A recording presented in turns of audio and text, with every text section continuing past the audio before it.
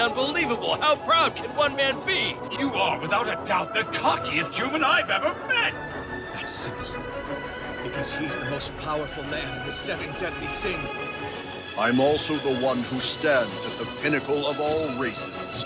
Before I kill you, I have to know. What was your name again?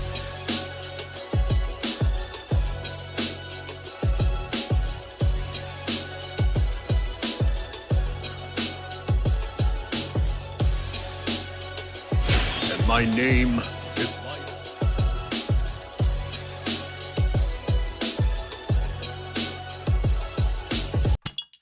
What is good, beautiful people? I'm your host, KingLionOFLocs.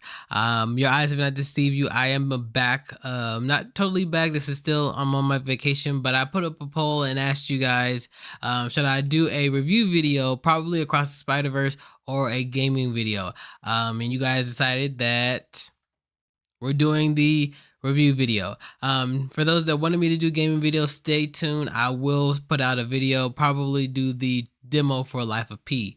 But without further ado, let's get into it with the review of Across the Spider-Verse. This is the second movie in the installment of the Into the Spider-Verse, where you get a backstory of Black Spider-Man, otherwise known as Miles Morales. And those that know me know that I am a big Spider-Man fan, and I am an even bigger Miles Morales fan. He's a relatively new character. When I went to the movie theaters and when I went to the movie theaters to go see Across the Spider-Verse, they gave me some head, you know, and a poster too. I'm going to figure out where I'm going to put the poster at, because as you guys see, I have other stuff. I'll probably put some pictures up so you guys can see how much of a spider nerd or a webhead I am. But this movie was really, really good. Let's just get that out the, let's just get that spoilers that this movie was really, really good. Which the last one was really amazing. The music and the cinematography, as well as the motion in the movie, it was just amazing. I learned something recently from watching the second one that I missed on the first one, and we'll get into some of that spoilers and some of that foreshadowing back since the first movie up into the second one. But I want to say that there was always a thing that I didn't understand why Miles in the movie walked the way he did. And it's because that in the first one, they did something called two frame scenes, where all the other spider people would walk, would be 1 frame a second. So like each frame would be them moving, while Miles was 2 frames. It would take 2 frames before he would move. So whenever I played the Spider-Man PS4 game and you would pick Miles and he would move like Miles, that's why he would look weird. Or whenever he moved in the movie, in the first one, he looked a little out of focus as the rest of the characters, because he was on the every other beat as the spider people. But without further ado, let's get into the Spider-Verse. Now into the Spider-Verse, Across the Spider-Verse. This is a 2-part movie, which we knew beforehand getting into this movie that it was 2 parts. So for those that got upset at the end of the movie, and wanted more, and you realize that it's a 2-parter, they let us know at the beginning of it. And I will say, I'm not mad at that. Knowing ahead of time that the movie is going to be 2 parts braced me for knowing, 1, they're going to end it with some good fuckery, and 2, to be like, you're going to get my money and I'm going to come back. But what kicks the movie off is the transitions in between. So the transitions they use this comic book style. I will say that for a nigga at the time to watching this, and I'm gonna go watch it again because they just recently updated the music to make it a little bit easier. I didn't have a problem with the music. The visuals, for a nigga that hadn't had no sleep when this movie came out, was a little hard on my eyes. But I will say, watching it, like, I can admire, and I was really enjoying the visuals, even though it kind of hurt my eyes because I was a little sleepy. Sleep deprivation aside, the visuals for the beginning scenes were really, really good. We get the movie narrated by Gwen Stacy, otherwise known as Spider-Gwen. She's picks up right after not right after, but the movie starts off a little bit right after Gwen has been sent back to her world. And so she talks about how she's always been alone after losing her friend Peter Parker. And in this world, in Gwen's world, she becomes Spider-Man and Peter becomes the reptile. Unfortunately, being bullied turned Peter into someone that he wanted to turn himself into someone that had power, and he turned himself into the reptile. That did not work for him, and Gwen had to put him down. Unfortunately, doing so made her public enemy number one by her father, the police chief, and everyone in New York. Even though it was not a crime that she committed, the reptile kind of killed himself. All they saw was a mass vigilante and Peter's dead body. Beginning scenes of Gwen's backstory is pretty much comic book accurate. Gwen was the one that gets bitten by the spider, which is why she's Spider-Gwen, and that Peter became the reptile, which is also comic book accurate. With Gwen's father catching Gwen or Spider-Woman or Spider-Gwen as the one that put Peter down allegedly, it made the Commissioner Stacy now look after Spider-Gwen to see where she's at, try and find her to put her to justice, because as far as he knows, his daughter's best friend is killed by this vigilante, and so he wants to do good by her and catch the murderer. The color design and the editing for this, so let me just take this apart. Let me just explain to you guys what I mean by this. Throughout the movie, there were like color splashes that would change for the scenery. So, case in point, when Gwen comes back, when Gwen gets done narrating the story, she's drumming, right? And as she's drumming, the background starts to change. Or whenever she starts to talk to her dad, and she just explains to him how she feels about things, you can see the background change, the foreground of her start to change, him starting to change as they trying to express their emotions. You can see that the emotions of them expressing the situation they're in right now is shown on the background, where Gwen is telling her father that, hey, you just don't understand what's going on, and Commissioner Stacy's like, please talk to me, like I want to understand, and she's just like, you just wouldn't understand. And as she's trying to explain to him that she just needs space, that she's going through some things, you could see that the colors will go from really bright colors to dark colors to like almost like they're basically showing that the disconnect that Gwen feels like she's excuse me, you can see the disconnect, like it shows that Gwen is in a dark place right now because she's all alone, and the only person that she ever truly cared about is either dead or in another universe. And so she's just trying to understand how to cope with that. And in the midst of that, while Gwen and Commissioner Stacy are talking or arguing, Commissioner Stacy gets a call that the Vulture basically is attacking attacking a historic museum. Gwen also shows up there, and once we find out that it's technically not Gwen Stacy's Vulture, it is the Vulture from another universe, or another timeline, another universe basically.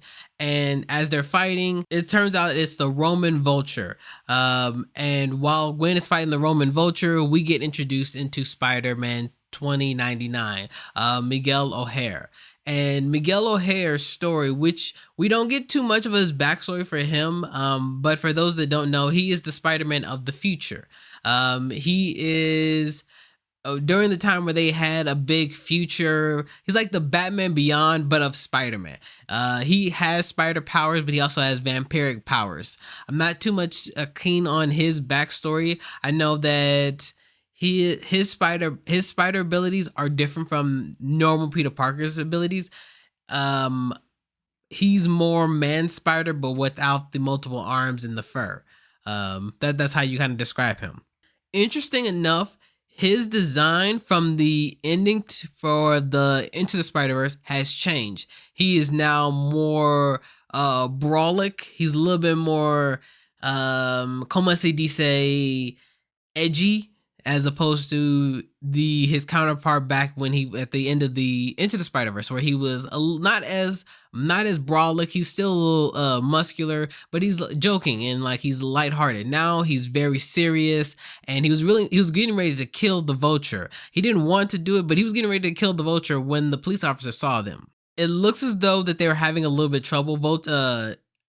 Spider-Man 2099 and Gwen Stacy are having a little bit of trouble. So Spider-Man 2099, we're gonna call him Miguel because I'm not gonna be saying 2099 all the time. So Miguel calls in Spider-Woman, not Gwen Stacy, but Jessica Parker, the original Spider-Woman, and she comes in on her motorcycle, and she helps them out.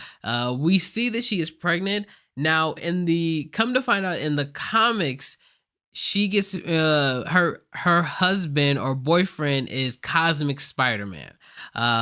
In this one, they don't say who her husband is, but at the time I thought it was Miguel O'Hare, because how they were the romance I thought wasn't there, but how at the time of the movie I thought that they had a little bit of romance and that they never really gave us the name of the father, but she was like, I love someone, but they just wasn't going to work out. I thought it was Miguel. I don't at this time now, I don't think it's Miguel, but I could be wrong. So as Jessica Parker, I think it's Jessica Drew, not Jessica Parker, but as Jessica Drew is helping them beat up on Roman's Vulture, which apparently has toon physics. He's tries to take down the chopper, and as the chopper's falling down and getting ready to crush people, Gwen Stacy comes in and they give her an amazing ballet scene where she jumps up and she spiderwebs all around the area to make sure that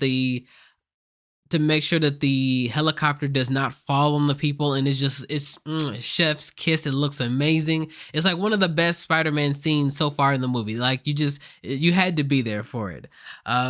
So at the end of the helicopter scene where everyone has been saved, everyone's been rescued, Gwen is now getting out of the rubble, and as she's trying to get up, we see that her father is standing at her, telling her to freeze. She can't get away because her spider webs, her web shooters are now out of fluid or damaged. They really didn't say which one it was, but she couldn't get out, and so she's trying to tell her father to hold on a second, but he's not listening.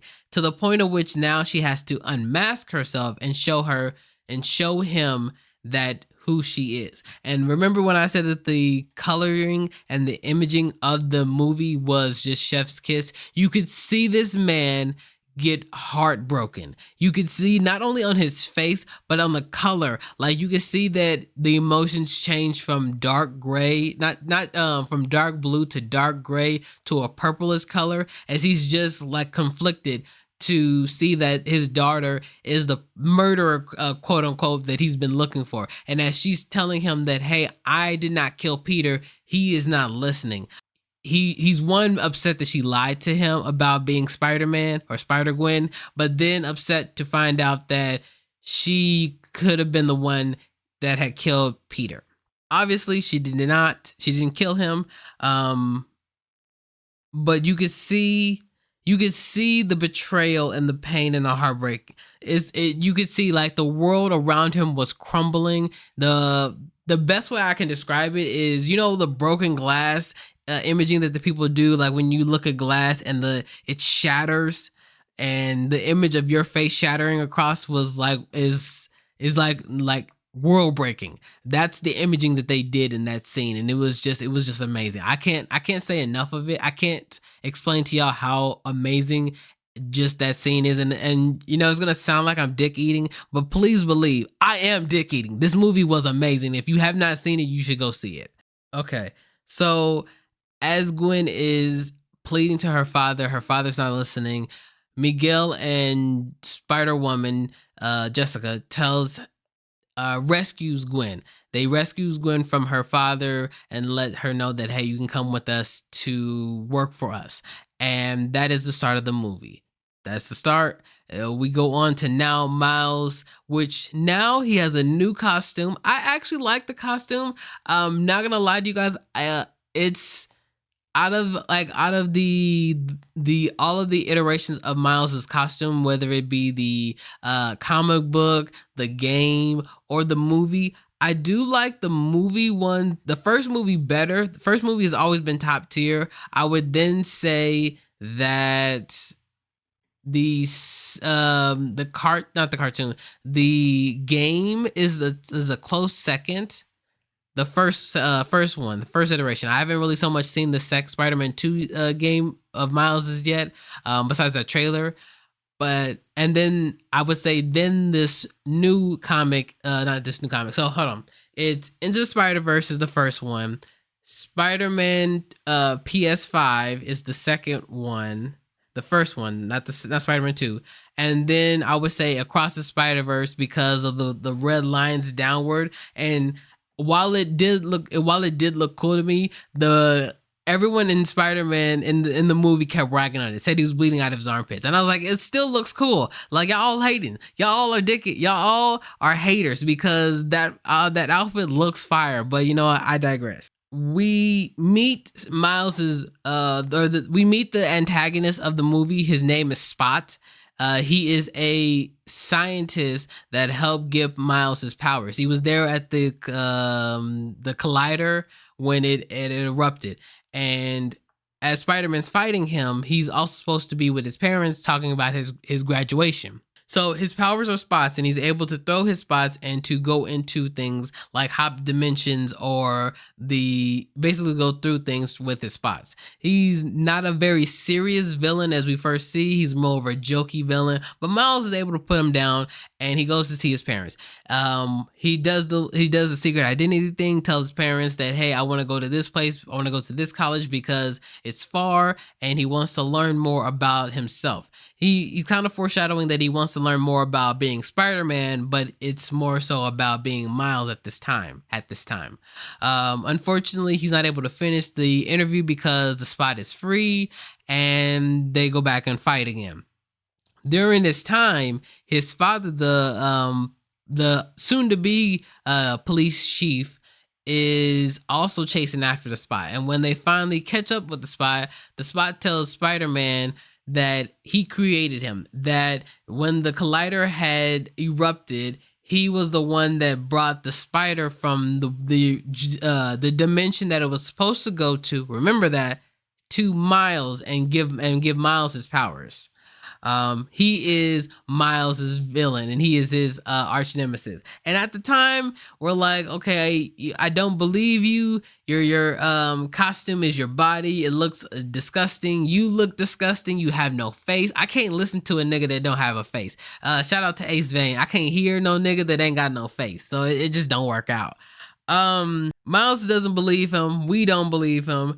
And this turns this man this makes Spot very, very upset. And when he got to a point of which his rage got too out of control, his spots started to shake around the dimension or the universe that they were in. Unfortunately, he is a gag character, and so he kicks his own butt into himself, and we don't see him ever again, or we don't see him for a little bit of the movie. So with that being said, we now have a good touching moment with Miles as Spider-Man and Miles' dad, as he's trying to tell Spider-Man that he just doesn't know what he's going to do with his son.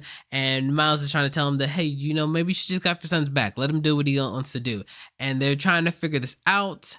And it's a good moment because, like, Miles is able to tell his dad what he couldn't tell him as Miles as Spider-Man.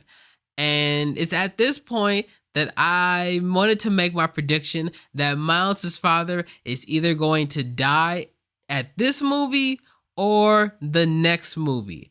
And I will say that I was right. I'm going to explain to you how, but yeah, I was like, there's no way. This man is dying. This is a good scene. This man is dying, and I'm just not here for it. I'm not here for us to lose Miles' father. Side note, it's not really important, but I added it in here. Miles' mama, oh my God, is thick with 2 C's. She's thicker than a bowl of frozen oatmeal. I'm trying to get a piece. Anyway. Miles gets grounded for 2 months when he shows up at his graduation, or his I want to say it's his open house. So he shows up at his graduation with the cake that's destroyed, and his parents ground him for 2 months because 1, he was late, and 2, he came up with a nasty ass cake. While he's grounded, we get the scene from the ending of Into the Spider-Verse where Gwen Stacy shows up to Miles and says, hey, you know, you want to come with me? And we get a good touching scene with Gwen and Miles. She shows him around his room and she gets him to break curfew or break his grounding to go hang out with her. It was a good scene because I felt like Miles needed this. He needed to fill that hole in his heart that he had for Gwen, for 1, and 2, because he hadn't seen her in such a long time. He missed her and he missed all of his friends. He did. So that scene did feel something. It made me feel something because they both missed each other, and in some way they both missed each other, and I was like, you know what, this is good. I was happy for them. As they're hanging out, we get this beautiful scene, and again, I'm dick eating. Bear with me. I am web swinging on the dick of Spider-Man. So like, y'all just got to deal with me. Okay. Y'all just got to deal with me. We get this beautiful scene of Gwen walking around the Empire State Building, or I think it's the Empire State Building. It's one of the buildings in New York, and goes up under one of the spike parts of it and just sits there. And then Miles comes around and sits there. And like, the scene is so amazing to see New York upside down, because like, just the scene of it is just speechless. It really is. It's chef's kiss. I cannot say that enough. There were so many powerful scenes in this movie that I can't go through all of them, but I'm gonna damn sure go try to. But that moment was swept up under me when I see that Gwen puts a tracker on a building. It's come to find out that she was not here to see Miles. She was here to track the Spot. Because it looks as though that the Spot has now been able to hop between dimensions once he learned that his spots, if he could make them bigger, he can go to different places. He can go to different universes, make the colliders explode, and to get more powerful. And so Gwen was in charge of looking after him, and she kind of fucked that up because she spent time hanging out with Miles instead. And once we find out that is the reason why she was there, Miles now follows her. Once they find out where the Spot is at, Gwen goes to that dimension, not knowing that Miles is now tailing her. Miles goes into that dimension with her, and we go to the I don't want to be insensitive, but I want to say Punjabi version of New York. I'm going to put down the correct term of where they're at, but that's what I want to say. So I do apologize to anyone that I have offended. And we see the Indian Spider-Man. Funny thing is, it's the same guy that's Deadpool's taxi driver. I don't know his actual name, but like, I think he was the Indian Spider-Man. And there was a side note, as we meet him, he shows us that he lives a carefree life. He gets out of bed, his hair is already amazing. He hangs out with his grandmother. I wanted to say abuela, but that's different thing. He hangs out with his grandmother, and they hang out and do shit. And there was a scene where like Miles is like, yeah, like I like to drink chai tea, and he's like, chai tea? Chai is tea. So you're just saying tea. And that scene kind of made me laugh. That was a real funny scene. As Gwen, Miles, and the Indian Spider-Man are now catching up with the Spot. He's over at another collider, and he's about ready to make it explode. They're trying to break down the wall that he had created from the security program. And as they're trying to do that, they're still not able to do it. But in comes the second most impactful character of the movie. We get Spider-Punk, otherwise known as Hobie Brown, Hobie Brown, the Spider-Punk. And I will say, the first iteration of seeing him, I did not like his design. Not so much the Spider Punk design. I like that. I did not like that they gave him the British coloring backdrop, the British coloring newspaper backdrop. I didn't visually like it. I could understand why they did that, because he's a British, he's a Brit. He comes from New England, I believe, or not New England. He comes from England. And so I could see why they did that, especially since it gave from that time frame for him.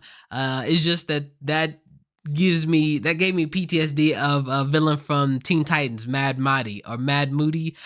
He was a British man as well, and he would just fuck with the Teen Titans. And just like seeing that design, it kind of gave me PTSD when he would kind of mind control people. Personally, Hobby was like a real cool dude. He was down for the establishment. He was down for the disestablishment. He just wanted to like rage against the machines and like fuck shit up. And I was pretty down for that. What I wasn't down for was and also how I mentioned before that all of the Spider characters were on 1 frame and how Miles was on 2 frames.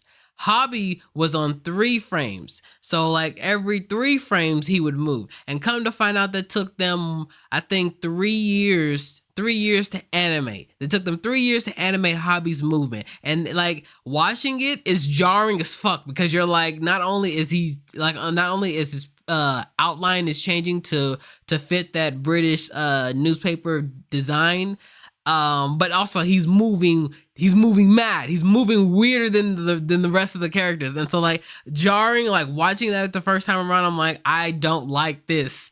And I will say I'm gonna have to go watch it again. Knowing what I know now, it may change my first time watching him, because he does grow on me. When he takes his fucking mask off and he goes like black and white, and it's not bright red and black colors, which I like red and black, which is weird. But when it's not red and black colors going in and out, and it's just like one whole color and it's just him moving, I can deal with his character. But when he's on the screen and he has all those colors flashing and shit, it gives me too much. It's too much for me to focus on. But also Hobby is piping Gwen Stacy, because when she comes to Miles' world, she has on another nigga's jacket, and apparently Indian Spider-Man said that she was rocking his shoes, rocking Spider-Punk shoes. So apparently Gwen Stacy's been over here getting piped down by Spider-Punk, which, you know, is kind of fucked up,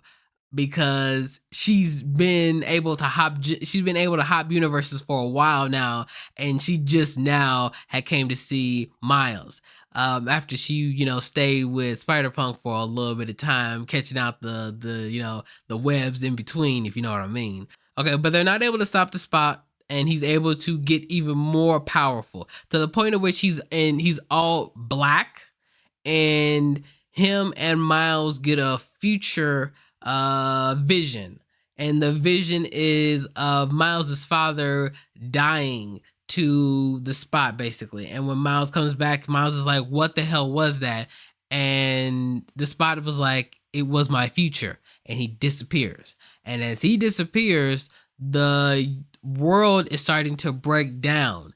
And as he disappears, the building is starting to break down, and as the building's starting to destroy itself, the Spider-Mans and Spider-Womans are trying to save what's left of this New York.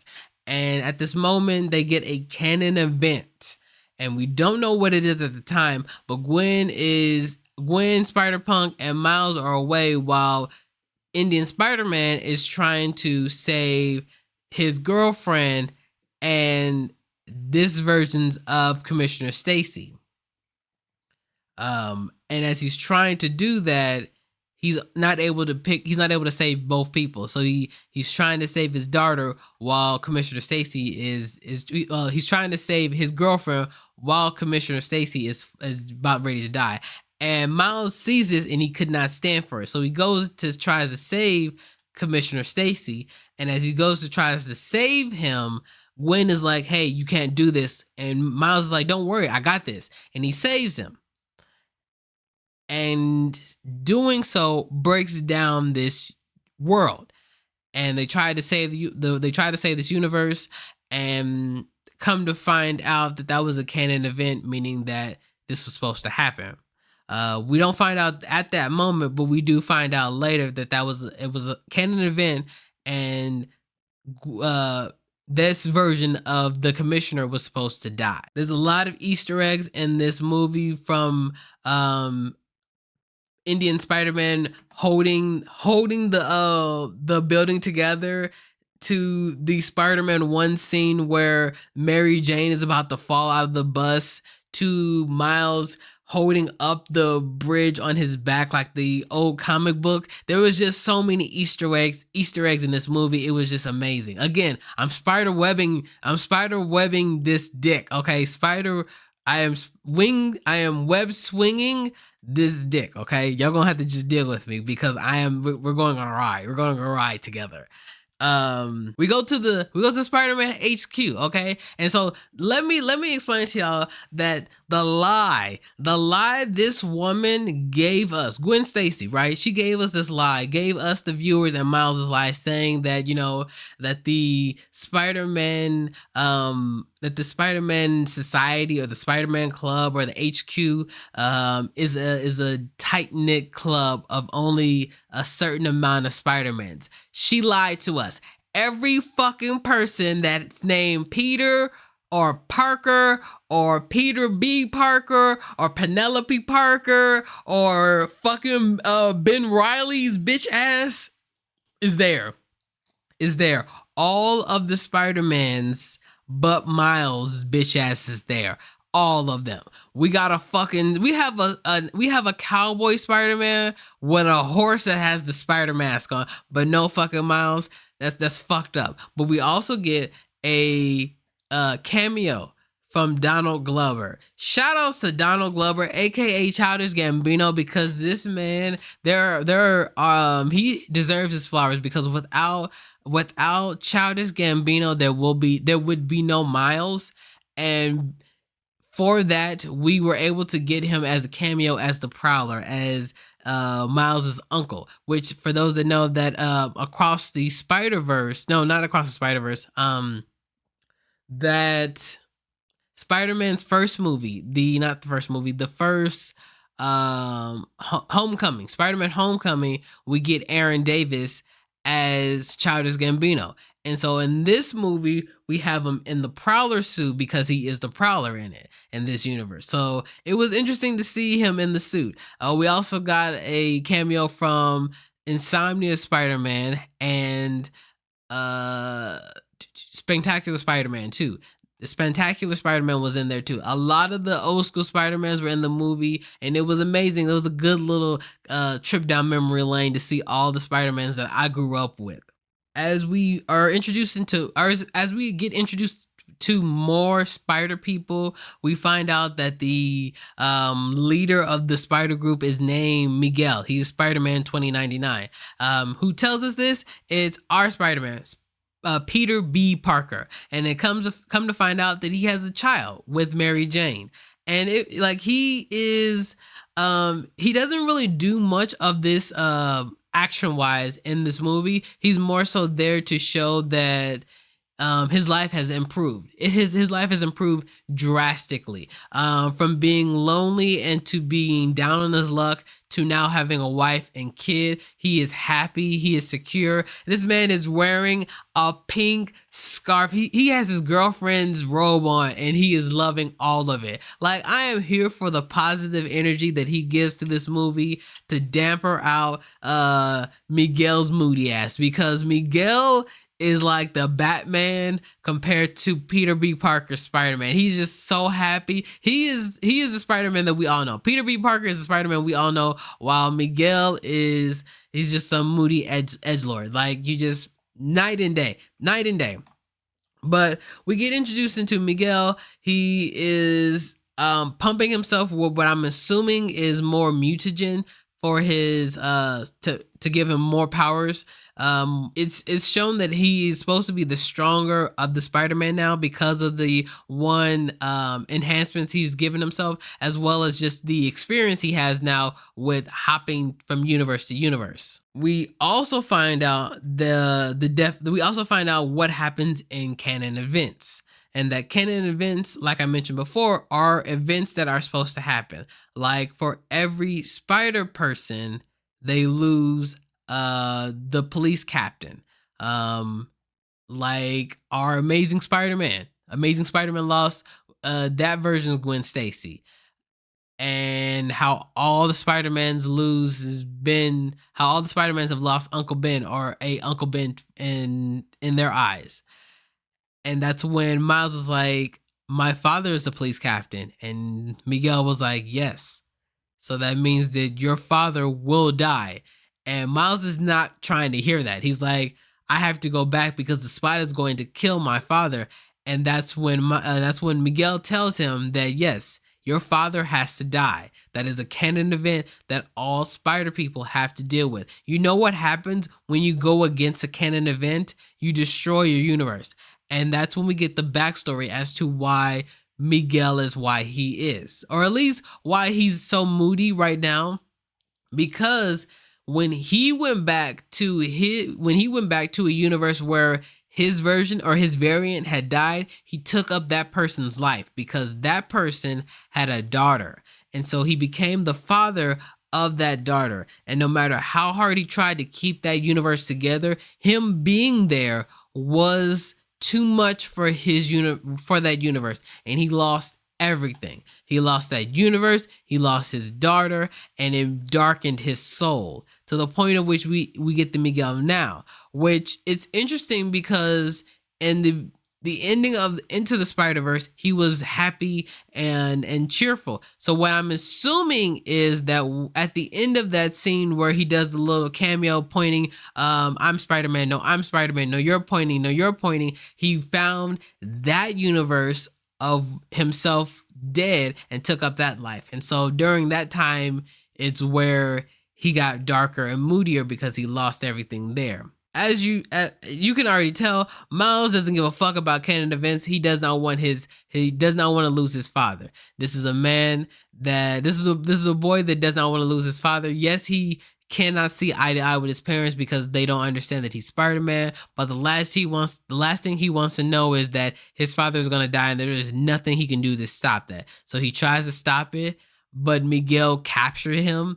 And as Miguel is telling him that we told you this because we cannot have you leave. Once you know this, you cannot leave because you're going to try and stop this. And the more you try to stop this, the more damage you'll do to this, to your world and to the rest of the Spider-Verse. And as Miguel is giving his quote unquote villain speech and Miles is trying to break out, trying to absorb the electricity, again, shout outs to my man Hobie.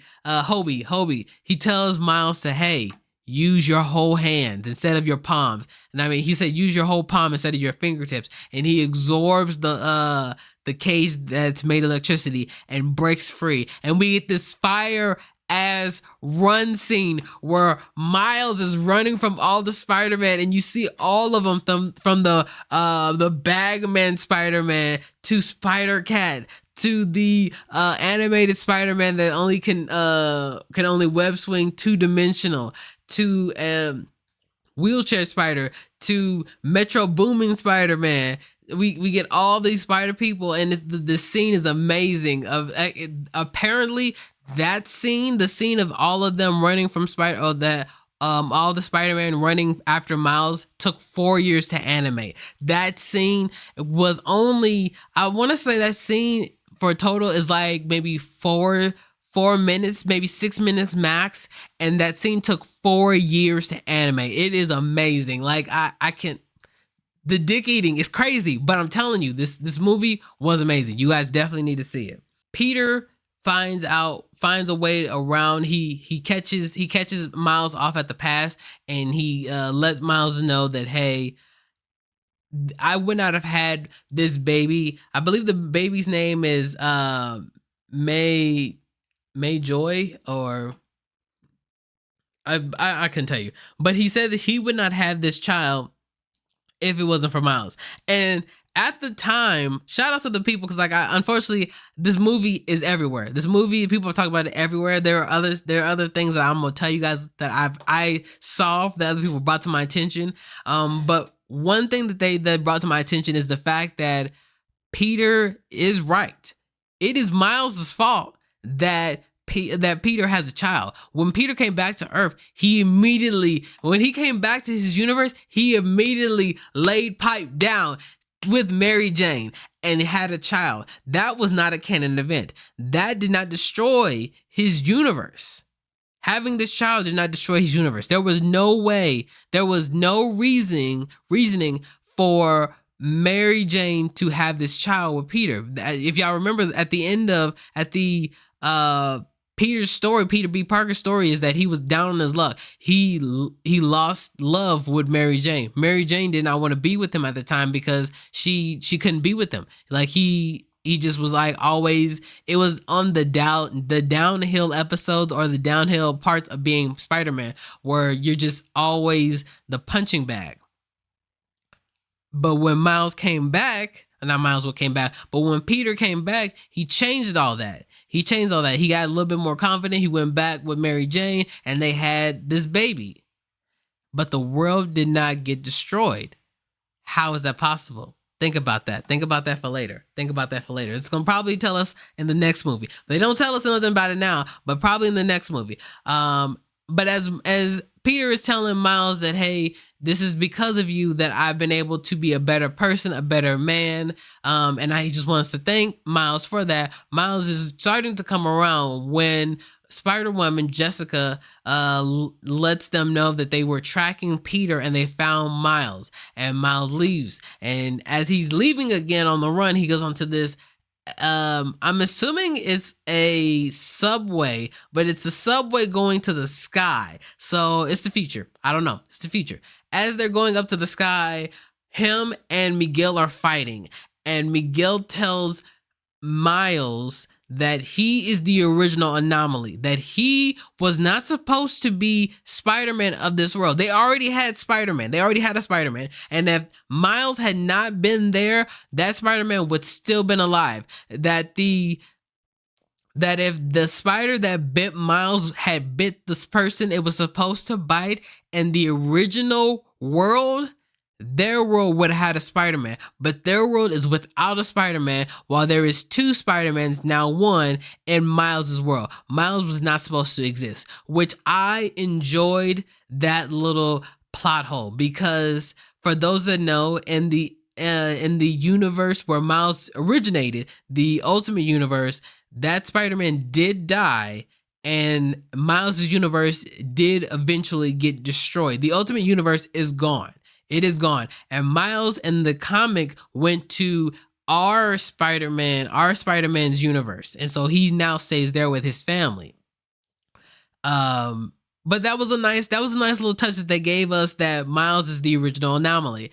And again, Miles's world is not fucked up. Granted, there is only one Spider-Man, but his world is not fucked up. It's still okay with him being the original anomaly. And I will say that I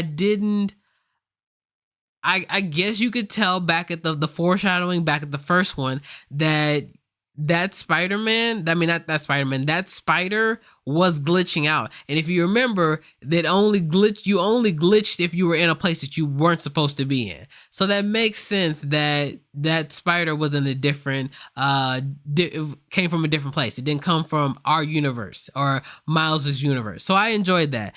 Come to find out, everyone knew about this. Everyone knew that Miles was the original anomaly.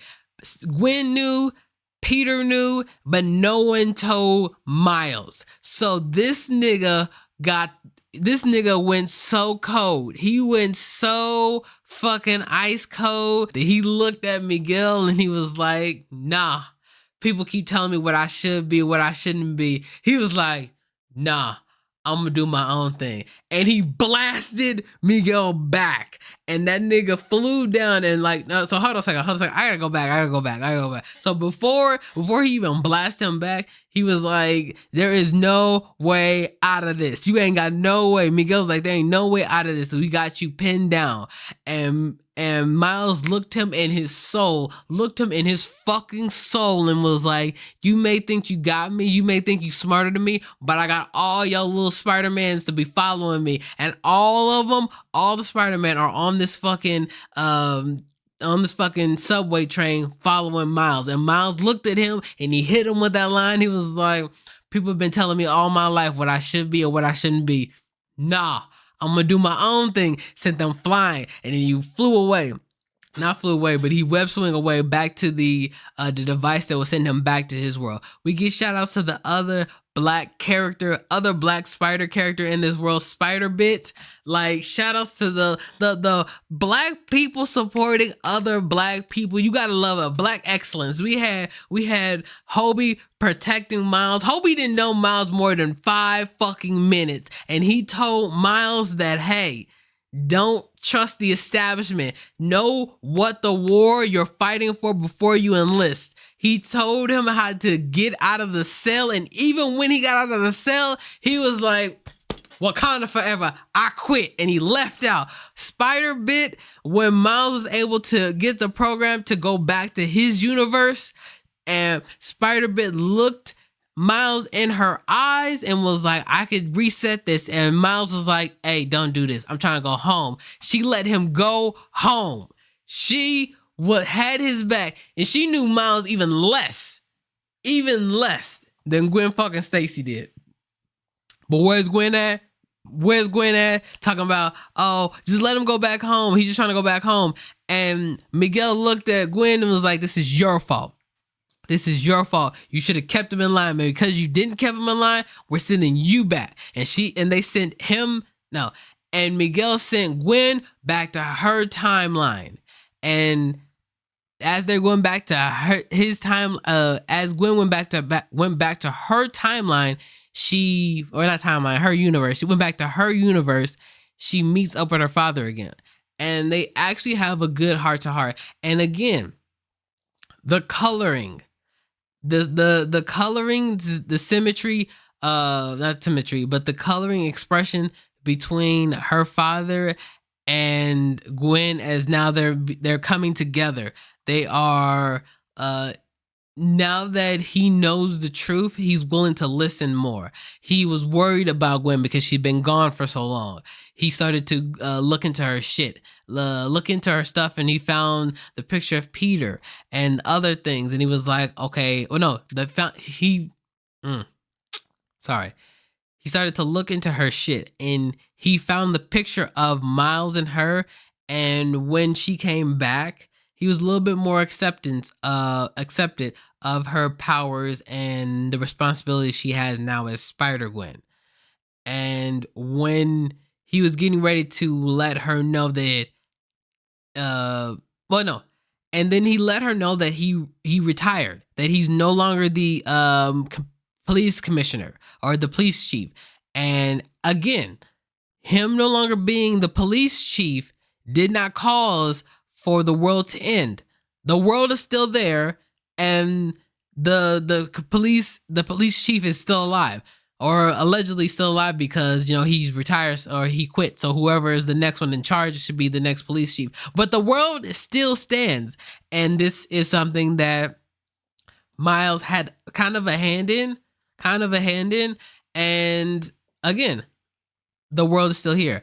But nevertheless, right before Gwen tries to go find a way to get to Miles, the police chief tells, not the police chief, but Mr. Stacy, now he's just Mr. Stacy, gives Gwen a box that Hobby had dropped off that had the little not the communicator, but had the universe hopping device in it. So she was able to now hop in between universes.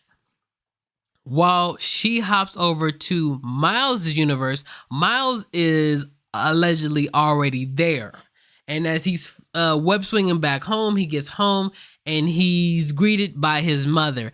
And he tells his mother that she was right and that he doesn't need to leave. He doesn't need to be far from his home, that he needs to be home with his familiar with his family. And he lets her know that he is Spider-Man. And this is where it gets weird, because she's like, who is Spider-Man? And you're like, maybe like you're thinking, okay, maybe she's been under a rock. She doesn't know who Spider-Man is. You know, maybe she just doesn't care too much about the web swinger, that she just doesn't care who it is. But Miles shows her the spider suit, and she still doesn't know who Spider-Man is or who, like, what he's talking about. And when he leaves the room, he realizes that something is off. His spider sense goes off, but he's not able to see. He's not able to understand why. Gwen goes into Miles' room and realizes that Miles is not there. And that's when we realize that when the spider that bit Miles, it was from the universe 42. And when that spider bit Miles, it gave Miles its DNA. Miles did not go home. He went to the universe where there is no Spider-Man. And also come to find out that Uncle Aaron is still alive. And Uncle Aaron is taking care of the family, it looks like. They make a comment about Miles' hair and that his hair is no longer in braids, that it looks like this. And he was like, yeah, I got tired of the braids. And Aaron takes Miles up to the upstairs to the roof. And as we're upstairs to the roof, we see that Miles' father died. I called it. I was like, Miles' father is going to die. And come to find out that we're in the universe where there is no Spider-Man and Miles' father is dead. We also find out that the Prowler is alive too. And when the Prowler knocks out Miles, I'm already like big braining it. I'm like, okay. Like I'm already like 4 or 5 steps ahead when they talked about Miles' hair being cornrowed back, and then he gets knocked out by what we assume is the Prowler. I'm like, okay, something ain't adding up. Math ain't mathing. There's no way that Uncle Aaron turned into the Prowler while he was talking to Miles. And we ain't seen this version of Miles yet. This version of Miles has to be alive. Our Miles wakes up. He's tied to the same punching bag that Peter was tied to back in the first movie. And as he's turning around, he's trying to tell Uncle Aaron that he's not from this world. He wasn't meant to be here. That in his world, his Uncle Aaron is dead.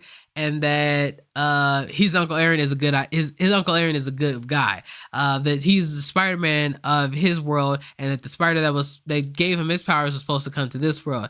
And Uncle Aaron ain't really trying to hear all that. He's not. He punches the punching bag, and it puts a hole in it. And he looks at Miles and is like, "I'm not the Prowler. He is." And we see a Prowler up at the top of the little scaffolding. That motherfucker comes down, and I cannot express to y'all the music, cinema, the music, was what the music was doing to me at this scene. So okay, I gotta explain to y'all that I love music. I cannot listen to this world raw dogging. Like this world sound, I don't like to listen to it without headphones. So more often than not, I have headphones in playing some type of music that normally just fits from my mood. And so to see the Prowler beat as Prowler comes down and talking about, hey, so you said your daddy's still alive. And sorry for the accent. I'm sorry for the accent. It just comes out sometimes. And Miles is like, he's like, yeah, my father's alive in my universe. And he's like, my father. He's like, yeah, your dad is still alive. And he's like, who are you? He said, who am I? And he takes the suit off, and now they're starting to play the Miles beat with the Prowler beat in the middle of it, and he says, I'm Miles Morales. And we see Miles as the Prowler, so like big braining, right? Big brain back to the comic book where we have an evil Miles. There is an evil Miles in this in the comic books. It's not like how it is in this movie where Miles is the Prowler, but this version of Miles is the actual Miles Morales of this universe, of Peter Parker's universe. But when Ultimate Spider-Man Miles Morales came to that universe, he took over that Miles's like life and shit. Like he became de facto Miles Morales. And so in the comics they had a big old fight and shit, but it was tight to see that they're doing the evil they're doing the evil Miles plot line for this for the third movie. And respect for making him, for giving him a heavy accent, because our Miles doesn't really practice his Spanish that well. Yes, he knows a little bit here and there, and shout outs to the actor, the voice actor. He even learned some words for the role. But you could tell that Miles has been Americanized. He's an average kid. He doesn't really, an average American kid, African American, Puerto Rican kid. So he has more of his African American side in his speech patterns, as opposed to his counterpart that's only lived with his mother and his uncle Aaron. So he sounds more like his mother, his Puerto Rican side, because he's been around her all his life.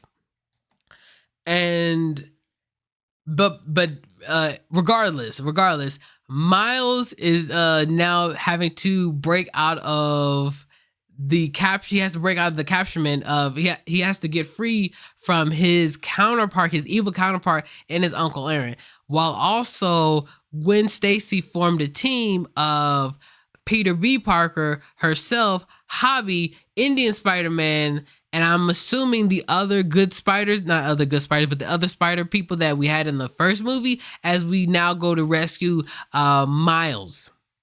But that cliffhanger, and that's the cliffhanger. That's the end of the movie, is that we see a face-to-face of evil Miles and good Miles. And I'm gonna get the Huey. I already posted it. The nigga looked like Huey. He looked like Riley and from the Boondocks. Huey and Riley from the Boondocks. Like, I don't know why they made him look like this. I'm not mad at the design. I thought it was fucking amazing. And the foreshadowing.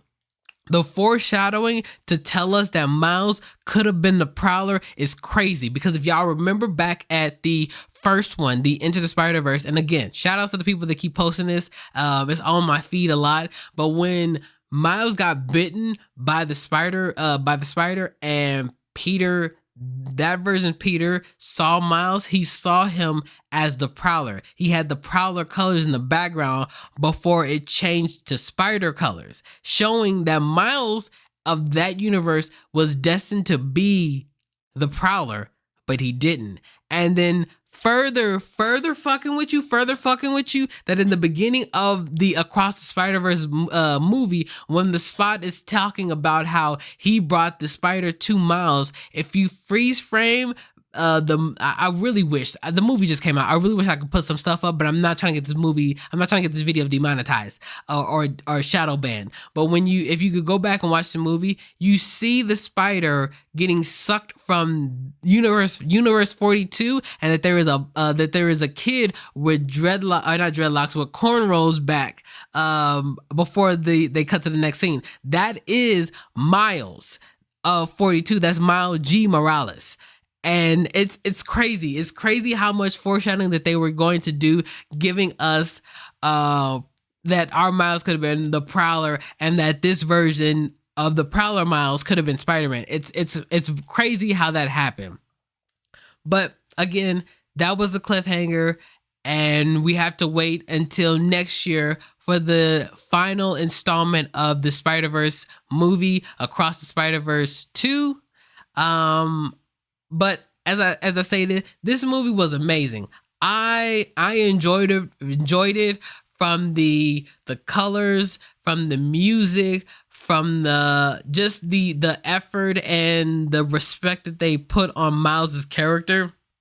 A lot of people said that the games and the movie did more for the Miles Morales character than the comic did. And I will say that at the beginning of the comic, they really didn't know what to do for Miles's character. I believe they just killed off Peter in the comic book for Miles to start off, and so it was hard for his character to get any footing because people only saw him as either Kid Arachnid, or the people that were reading it was the Black Spider-Man. And I like to see that, you know, we're at an age now where, yes, he's the Black Spider-Man, but he's more than just the Black Spider-Man. One, he's the Black and Puerto Rican Spider-Man, but he's also Spider-Man. And if anything that the Into the Spider-Verse and Across the Spider-Verse showed us is that anyone can be Spider-Man, and that it's not, it doesn't take you to be, it just takes you to do the right thing. And I enjoyed that. I enjoyed watching the Spider-Man movies, and I enjoyed watching this Spider-Man movie. In fact, like I said, I'm going to go end up seeing it again probably tomorrow, if I get the time to see what the new updated sound sounds like. Because guys, I see it in the dubious cinema where the colors is brighter and the sound is better, and that movie was good. Like the final score of the sound of the final score of the movie, where they do the Prowler beat with Miles Morales, where Miles is upbeat, like the beat where he's coming to his own, and they spliced it together. And that beat, when Miles G. Morales comes down and he says, "I'm Miles Morales," and he looks at our Miles and they stare at each other, and that beat gives me goosebumps. And then to make it that much creamier, that much better, like I am just like melting in my seat watching that. They have Gwen Stacy's drum beats in the background because she's a drummer. So like it gets to the part where it's like dun dun dun dun dun dun, dun, it's like and then like hits the tremolo, and it goes up to the point of the climax, and then we hit the drums, and then we're going in and shit, and there's like they about to go save Miles. I'm like, ah, shit, we about to go around these niggas. Yeah, personally, this movie is the best Spider-Man movie we've had since No Way Home. I loved No Way Home. But the parts that I didn't like about No Way Home is what makes I feel like the Across the Spider-Verse has done better. Really, Into the Spider-Verse and Across the Spider-Verse are hits. Those are 10 out of 10s. They have not missed now a beat. They have been, even the parts that I didn't like the Hobby's design and the transitions at the part of it, are only because I was either tired or I didn't understand why he was moving that way, and it just bothered me. Now that I know why he was moving that way, and I got a little bit of sleep, I can, like I said, that movie was a hit. It was a 10 out of 10. I would dare say that if you guys have not seen Across the Spider-Verse or Into the Spider-Verse, to watch both of them, because those movies are amazing. So with that being said, I got to give that movie a 10 out of 10. You guys should definitely go see the movie. I'm gonna go see it again. I'm probably gonna take my head with me again, so I can give me a second head, give me a Gwen Stacy head for that. So I can give me some Gwen Stacy top. But with that being said, I have been your host, KingLionOFLocs. Thank you guys. I will be back later. I'm not entirely sure. I'll probably post the Life of P movie, not Life of P movie, Life of P gameplay, the demo for that, probably next week, before I make my returns. Right now we're at 289. Thank you guys very much, because I have not posted anything, and yet my subscribers have still came.